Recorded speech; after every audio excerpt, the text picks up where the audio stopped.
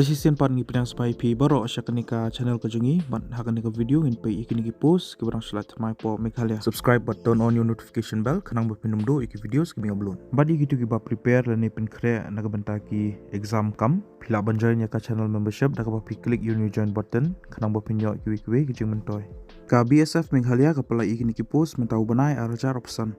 Kakateng jung nigi post kade constable general duty. Bat kan post kalai kumbalai spatli keling ka Meghalaya. Pihak pendap ya ka application form kumbalai yo hapo ka official advertisement bat pihak ra ya ka form bat ru ki documents ki jangpi syura lang ki original bat ki scan copies ke bapila atas hi syaki physical standard test lani physical efficiency test center bapinyo ya ka admit card.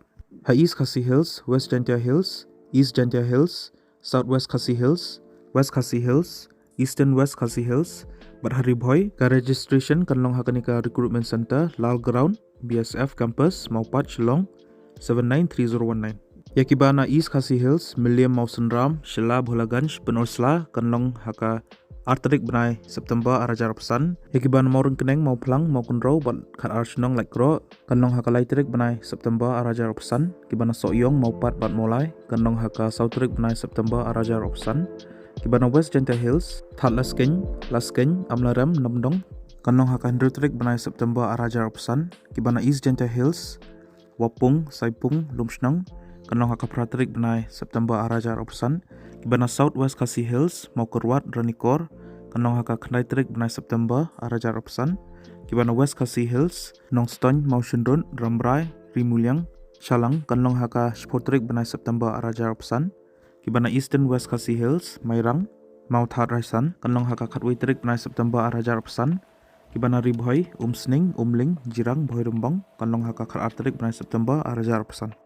Ka age limit le naga kata ka berdo gede kat prasnam, baka behe do gede apo prasnam. Bat kandon sansnam relaxation yaki candidates. Educational qualification kalau gumne peladi pun pendap ya ka Matric le naga kelas 10 naga recognized board le university. Ki physical standards naga benta ki ST candidates kilong gumne. Yaki senrang ka height ka dibandai sispa 10 cm, yaki kentai sispa 10.1 cm, bat ka chest nang benta ki senrang unexpanded ka dai 10 cm, bat expanded minimum ka dai expansion 1 cm. Ka weight nang benta ki senrang baki kentai ka dibandai proportionate ya ka rinyang bat ya ka kerta. Haka physical efficiency test ki senrang ki diban mere 1 km hapo ka apasau menin. Bat kikintai ki diban mere 1.1 km hapo pra 0.94 minute. Ka salary lene ko tulop jong ka post ke day level 3 ke bomot 40,000 nyospa hado 100,000 sispa aksi benai.